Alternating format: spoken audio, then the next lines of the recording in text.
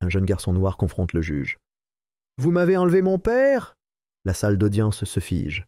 Les portes de la salle d'audience 7 s'ouvrirent lentement en grinçant, laissant entrer un courant d'air froid lorsque Malik Dorsey, 16 ans, entra. Son dos était droit, ses poings serrés, mais son visage, était d'une immobilité que seule la douleur pouvait graver aussi profondément. L'odeur rance du vieux papier et du cirage flottait dans l'air, épaisse et immobile.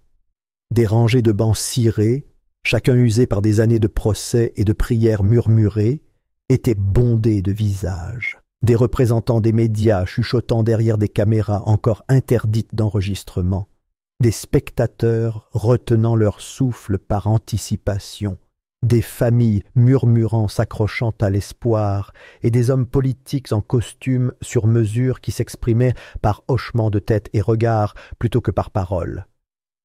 La tension s'installait dans la salle comme un brouillard, pesante entre chaque battement de cœur. Au fond, le banc du juge se dressait haut, forteresse de silence sous le sceau de l'État. Le juge Thaddeus Cole était assis là, telle une statue sculptée dans de l'ivoire ancien, stoïque et indéchiffrable derrière des lunettes sans monture, l'expression sèche et tranchante comme du papier laissé trop longtemps au soleil. Son marteau reposait près de sa main comme une arme chargée, jamais tirée mais toujours menaçant.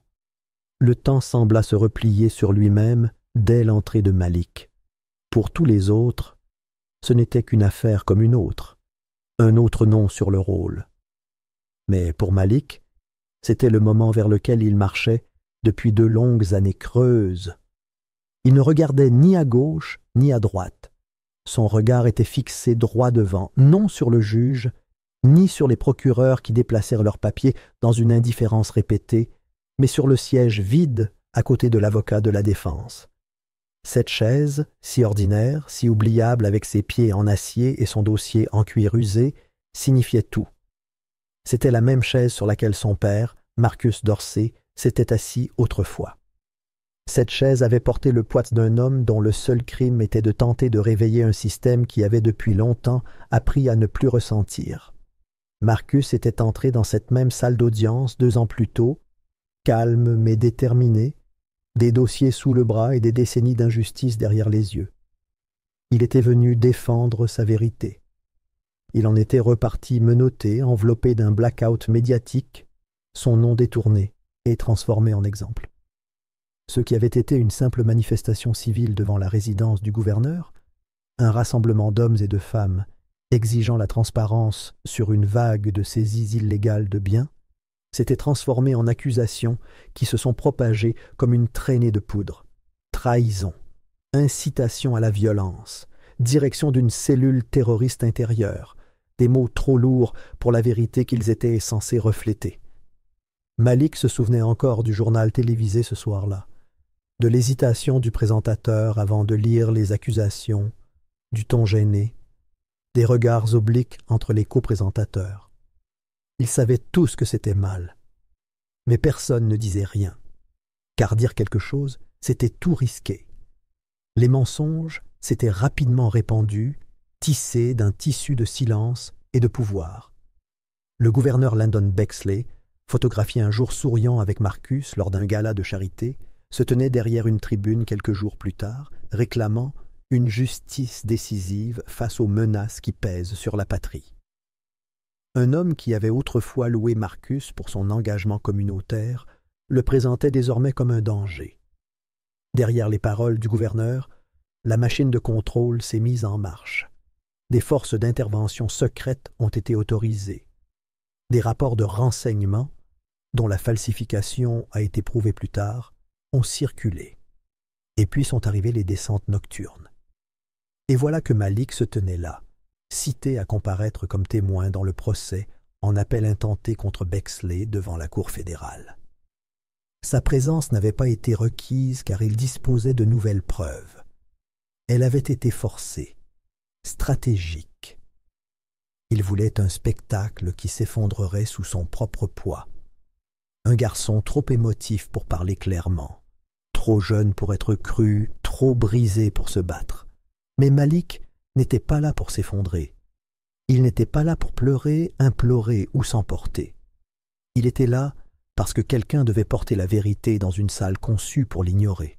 À l'avant, l'avocat de la défense, Jacob Lyle, lui adressa un bref signe de tête. Son geste était professionnel, presque impersonnel. Lyle avait accepté l'affaire après que 5 autres l'aient abandonné en 7 mois. Il n'avait posé aucune question à Malik en privé. Il ne lui avait offert aucun réconfort. Il s'était contenté d'expliquer la stratégie et ce que Malik était censé dire, insistant sans cesse sur le fait de s'en tenir aux faits. Mais comment les faits pouvaient-ils, à eux seuls, expliquer ce qui s'était passé?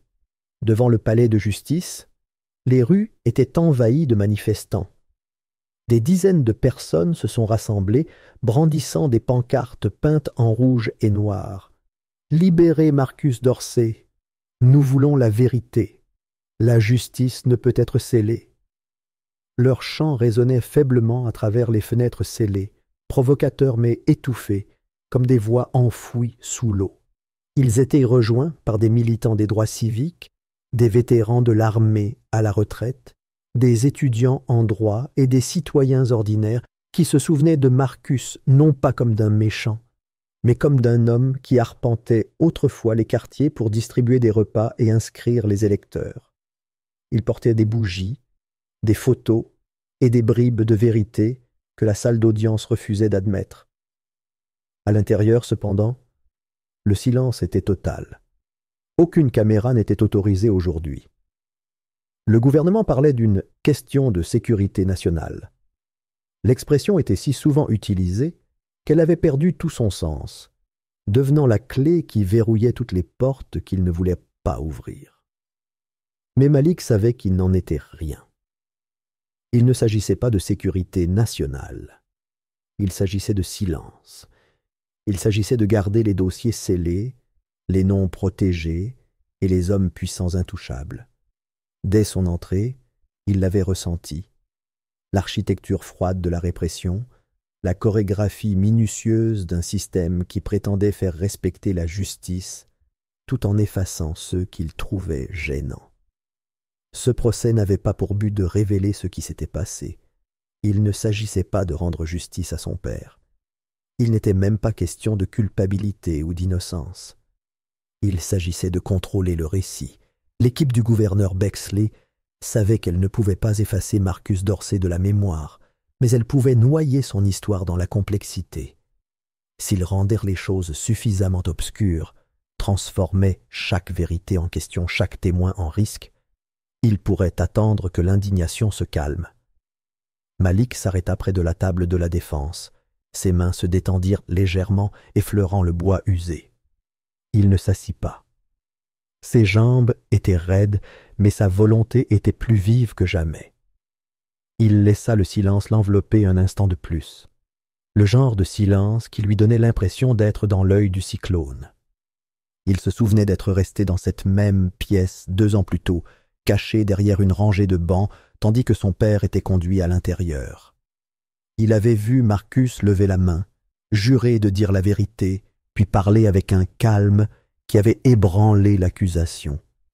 Il se souvenait comment Marcus avait énuméré tous les noms liés au projet d'accaparement des terres, comment il avait sorti des documents que personne ne s'attendait à ce qu'il ait en sa possession, et comment, 3 heures seulement après le début de son témoignage, la salle d'audience avait été évacuée pour raisons confidentielles. Personne n'a jamais su ce qui s'était passé ensuite, pas même Malik.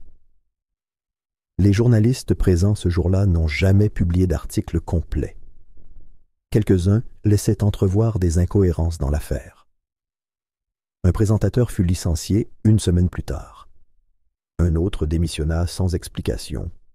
Les enregistrements audio étaient signalés comme corrompus. Le flux vidéo, perdu dans une erreur de transmission. Et les transcriptions, incomplètes, caviardées au point d'être méconnaissables. Tout avait été orchestré.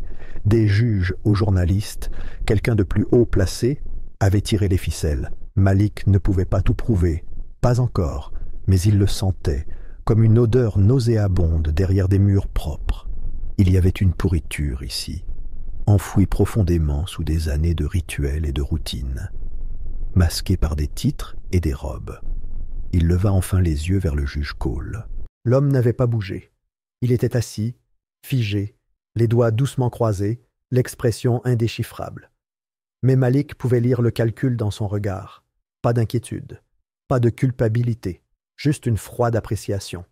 Le juge Cole n'était pas là pour déterminer la vérité. Il était là pour gérer les retombées. Malik se demanda brièvement si le juge se souvenait de la voix de son père, s'il se souvenait de la façon dont Marcus les avait tous mis en garde. Si vous enfermez la vérité, elle ne fera que s'amplifier. Ou si le juge avait déjà enfoui ce souvenir, ainsi que les preuves. Dès l'entrée de Malik, c'était clair. Ce procès ne concernait pas son témoignage. Il s'agissait de garder la vérité enfouie. Mais ce que le juge et le gouverneur n'avaient pas prévu, ce à quoi personne ne s'attendait, c'était que le garçon abandonné était devenu quelque chose de plus dur que le chagrin, de plus acerbe que la tristesse. Il n'était pas là pour parler poliment. Il était là pour s'assurer que le silence soit enfin rompu. 2 semaines plus tôt, Malik était assis à l'arrière d'un SUV noir qui roulait silencieusement sur une portion de route industrielle faiblement éclairée. La pluie tapait faiblement sur les vitres, maculant les lumières floues des voitures entraînées dorées et rouges. Le monde extérieur bougeait, mais à l'intérieur du véhicule, le temps semblait suspendu. Ses doigts tremblaient autour d'une enveloppe brune usée par les intempéries, les bords gondolés, les coins tachés, le seau fragile à force d'ouvertures et de fermetures. Ce n'était pas l'enveloppe elle-même qui le perturbait, c'était le poids de ce qu'elle contenait. Des pages arrachées d'un journal caché, les derniers fragments des pensées de son père avant que tout ne s'effondre. Certaines notes étaient griffonnées à la hâte, l'encre maculée comme si elles avaient été écrites sous l'effet de la peur. D'autres étaient méticuleuses, des plans d'étage gravés de lignes fines, des noms inscrits à côté de brèves annotations. Des mots comme « pris pour cible »,« complice » et « disparu » couraient le long des colonnes, chacun comme un cri discret. Ce n'était pas de simples gribouillis paranoïaques. C'étaient les témoignages laissés par un homme qui en savait trop et faisait confiance à trop peu. L'inspecteur Avery Thorne avait remis l'enveloppe à Malik sans cérémonie, sans préambule. Homme fatigué, le regard qui ne le croisait jamais vraiment, Thorne était arrivé à l'appartement de Malik à la tombée de la nuit. Il n'avait pas porté son badge, il n'avait pas souri.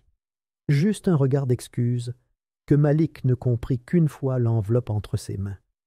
La voix de Thorne était basse, grave comme du velours, tandis qu'il l'avertissait. « Ils ont enterré ton père, Malik. Pas sous terre, mais sous des mensonges et des archives scellées. » Sa voix exprimait la certitude d'un homme qui savait ce que signifie perdre plus qu'une simple affaire. Malik avait posé des questions, trop nombreuses, mais Thorne n'en avait répondu qu'une seule. Pourquoi maintenant? L'inspecteur avait marqué une pause, jetant un coup d'œil par-dessus son épaule comme un homme habitué à être observé. Parce que si j'attends plus longtemps, je n'en aurai pas l'occasion. Cette même nuit, Thorne disparut. Les rapports de police feraient état d'un accident de voiture, une route glissante, des freins défectueux, une épave calcinée au bord d'un ravin. Les photos firent la une des journaux pendant une journée avant de disparaître. Mais Malik n'y croyait pas.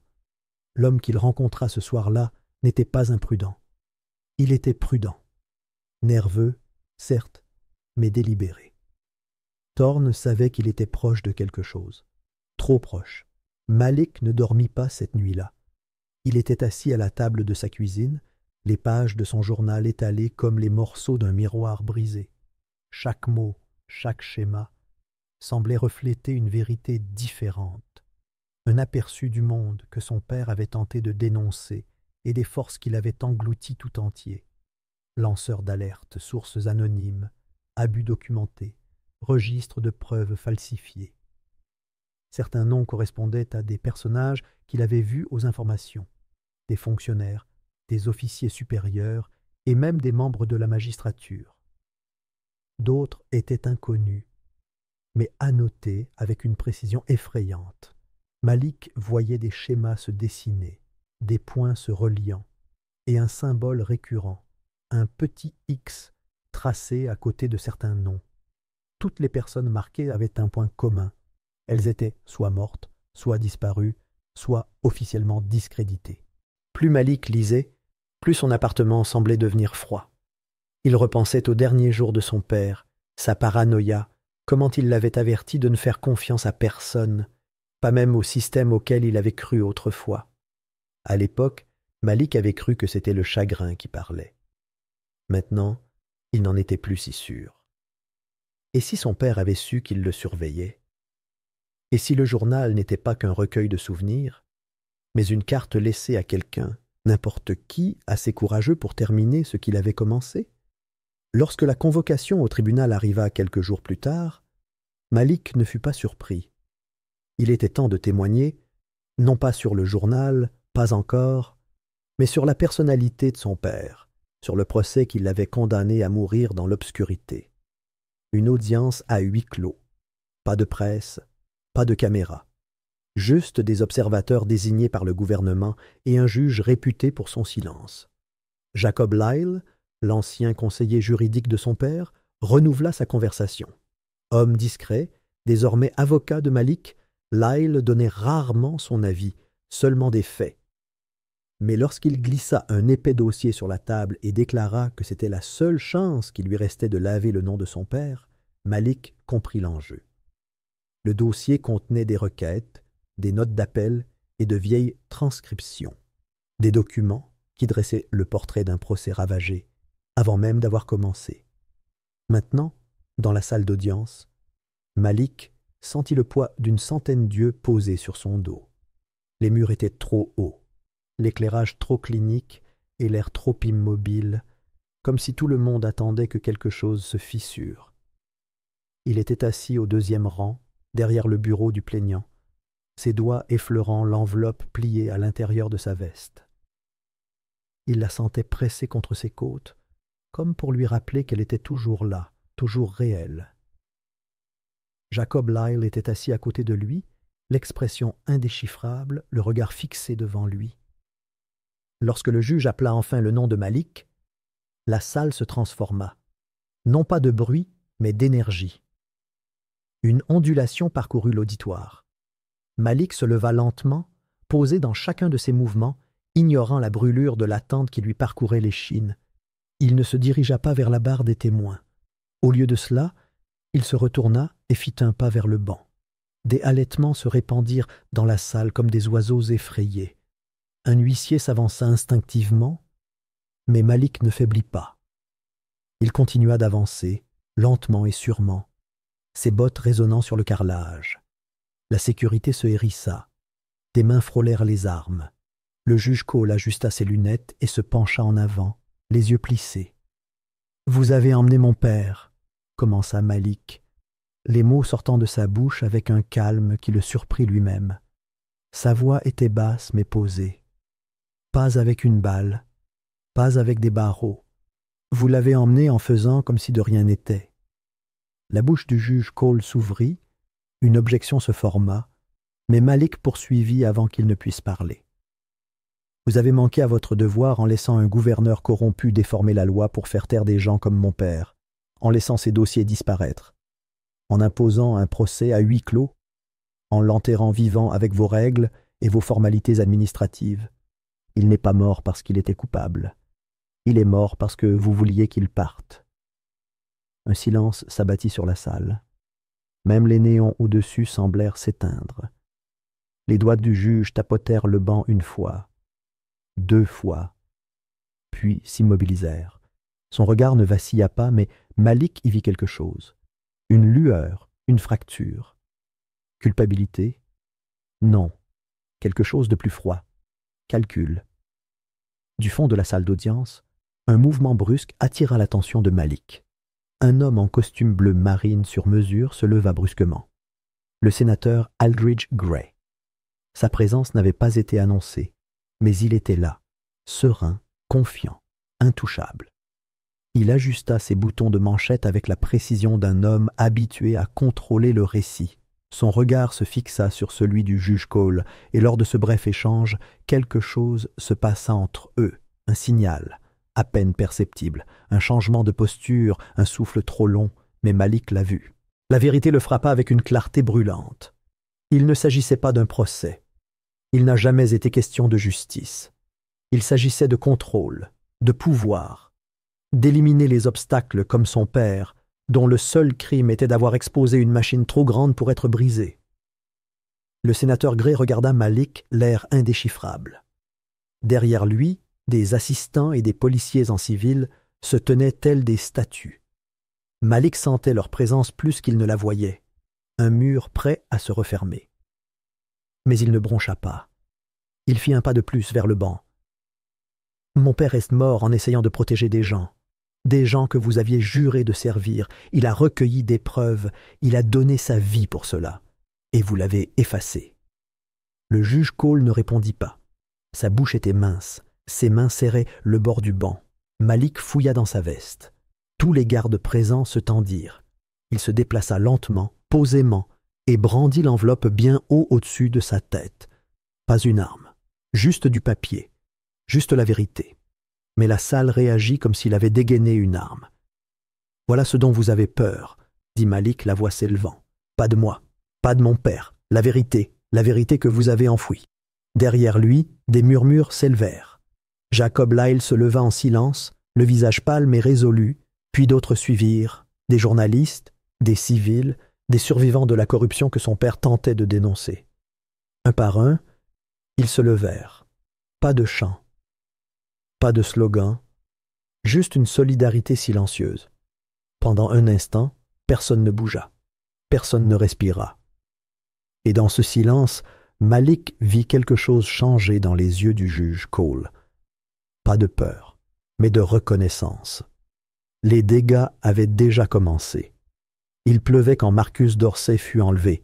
Malik s'en souvenait comme si c'était hier. Les nuages étaient arrivés rapidement ce matin-là, enveloppant leur quartier d'un poids gris et oppressant. L'eau ruisselait sur les vitres comme des larmes silencieuses et l'odeur du trottoir mouillé s'infiltrait par une fente du cadre. 2 ans n'avaient pas terni l'acuité de ce souvenir. Au contraire, la tempête de ce jour-là l'avait gravé plus profondément dans l'esprit de Malik, imprimant chaque seconde comme une permanence. Il était dans la cuisine, pieds nus sur le carrelage froid, la bouilloire commençant à siffler. Son père était dehors, en train de sortir la poubelle, toujours chaussé de ses bottes de travail et de sa veste militaire délavée. Puis ils arrivèrent, 6 SUV banalisés, arrivant avec la précision d'une opération militaire. Pas de sirène, pas de gyrophare, juste une présence silencieuse et calculée. Les portes s'ouvrirent à l'unisson, des hommes en gilets noirs et masques surgissant comme des ombres chargés d'une mission. Ils ne crièrent pas, ils ne frappèrent pas. Ils se déplacèrent avec une efficacité froide, encerclant Marcus avant qu'il ne puisse reculer d'un pas. De la fenêtre de la cuisine, Malik se figea. Il avait voulu crier, courir, faire quelque chose. Mais ses pieds refusaient de bouger. Tout ce qu'il put faire, c'était regarder son père lever lentement les mains, le regardant fixement à travers la vitre. Cet instant, cet échange silencieux, le brûla plus que n'importe quelle blessure. Son père avait prononcé ces mots sans un mot, mais Malik les avait entendus comme le tonnerre. « Ne les laissez pas vous changer. » Puis, ils l'ont emmené de force. Aucune explication, aucune inculpation n'a été lue. Aucun dossier n'a jamais été déposé. Marcus Dorsey avait disparu dans un système qui prétendait servir la justice, mais qui répondait à quelque chose de bien plus sombre. Pendant des mois, Malik et sa mère n'ont rien su. Les portes leur ont claqué au nez. Les téléphones sont restés sans réponse. Puis la version officielle est arrivée. Marcus était détenu sous surveillance fédérale pour violation de la loi sur les lanceurs d'alerte. Sécurité nationale, prétendait-il. Pas de visite, pas de procès, juste le silence. 2 ans plus tard, Malik se tenait au cœur de ce silence, la salle d'audience. Mais il n'était pas là pour en obéir aux règles. Le parquet ciré, les boiseries sombres, le sceau de l'État suspendu comme un œil critique au-dessus de la tête du juge, rien de tout cela ne l'intimidait plus. Il avait porté la vérité trop longtemps. Et maintenant, sous le regard de la presse et sous le poids de l'héritage de son père, il allait la laisser parler. « Objection !» rugit le procureur, sa voix tranchant le silence stupéfait qui avait enveloppé la salle. Son visage s'empourpra de panique lorsque Malik s'avança sans permission. Des papiers à la main, le feu dans les yeux. Son objection était un ultime effort pour préserver l'illusion de l'ordre. Malik ne broncha pas. Il se tourna lentement vers la galerie, sa voix posée, tranchant la tension comme une lame. Il n'avait pas besoin de micro. La vérité non plus. Il leur dit que son père n'avait jamais été la menace. Le vrai danger résidait dans ce qu'il savait, ce qu'il découvrait.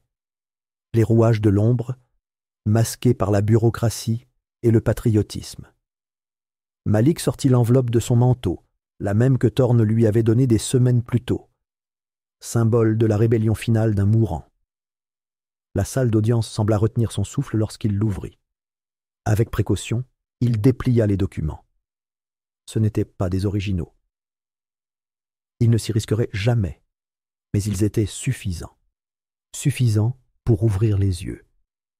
Il commença à lire. Des contrats de prison privée signés en secret, accordant d'importantes primes pour les quotas de détenus. Des notes de service ordonnant aux agents locaux d'intensifier les tensions dans les zones de protestation. Des ordres d'expulsion entérinés sans discussion contre des quartiers entiers sous prétexte de réaménagement. Et au bas de presque chaque page, une signature. Juge Cole. Le visage du juge restait impassible, mais ses mains s'immobilisaient. Plus de tapotement, plus d'écriture, juste l'immobilité. Un murmure de murmures parcourut l'air. Les journalistes, autorisés à entrer le matin même après des semaines de pression publique, se penchaient maintenant en avant, les doigts volant sur leur clavier et leur téléphone brandi. Ils s'attendaient à une audience. Au lieu de cela, ils assistaient à un démasquage. Au fond de la salle, un bruit sec, une chaise raclant le marbre. Le sénateur Aldridge Gray se tenait debout, la main droite du gouverneur, les yeux plissés et le visage crispé par une fureur contenue.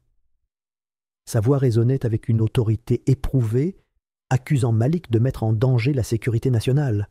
C'était une tactique, familière, prévisible. Mais Malik ne broncha pas. Il se tourna vers le sénateur, la voix ferme, les yeux rivés au sénateur. Il l'avait traité de garçon, de fauteur de troubles, de jeune égaré. Mais il en avait vu assez pour comprendre exactement ce qui se jouait. Il expliqua à la salle que la justice avait été compromise bien avant même qu'il n'y mette les pieds. Que le véritable danger n'était pas un bachelier tenant un dossier de vérité, mais les hommes qui avaient enterré cette vérité en échange du pouvoir. Il ne regarda pas le juge, pas encore, jusqu'à ce que le silence dans la salle s'épaississe, s'éternisant plus longtemps qu'aucune salle d'audience ne l'avait jamais permis. Puis, lentement, Malik reporta son regard sur Cole. Il ne parle plus, il n'en avait pas besoin. Parce que le poids de l'absence de son père, le feu de chaque ligne qu'il lisait, les preuves entre ses mains, tout cela avait fait pencher la balance. Et à cet instant, ce n'était pas Malik qui était jugé, c'était le système. La salle d'audience n'était pas un lieu de justice ce jour-là. C'était un air exposé, à vif et palpitant sous les lumières. Chaque respiration, chaque déclenchement d'appareil photo, chaque halètement étouffé ajoutait au crescendo de la justice. Gray s'assit. Le procureur regarda le juge, cherchant des instructions, des ordres, des conseils. Mais rien ne vint. Cole resta simplement assis là, figé dans le silence. Malik recula d'un pas, puis d'un autre. Il n'avait pas besoin de permission pour quitter le banc. La loi avait déjà failli à contenir la vérité. Personne ne le rejoignit. Aucun policier ne bougea. Le rythme habituel du protocole judiciaire avait été bouleversé, et personne n'osait le rétablir. Il se dirigea vers la galerie, passant devant les rangées de visages stupéfaits, devant les caméras, devant les journalistes qui comprirent soudain qu'ils n'étaient plus des observateurs mais des témoins. Chaque pas était lourd de sens. Chaque battement de cœur correspondait au tonnerre dehors tandis que la pluie recommençait à tomber, claquant doucement contre les fenêtres du palais de justice. Au premier rang, une femme serrait une croix sur une chaîne. Un homme plus âgé pressait une main sur sa poitrine, les yeux brillants. Quelque part, un enfant demanda à sa mère ce que le garçon avait fait de mal, et elle secoua lentement la tête. « Rien, murmura-t-elle. » Malik atteignit les portes. Derrière lui, la salle d'audience restait suspendue, prise entre ce qu'elle avait été et ce qu'elle allait devenir. Il ne marqua qu'une pause avant de sortir dans le couloir, écoutant l'orage se former dehors. Pour la première fois depuis des années, le tonnerre ne l'effrayait pas. On aurait dit que la justice se réveillait enfin.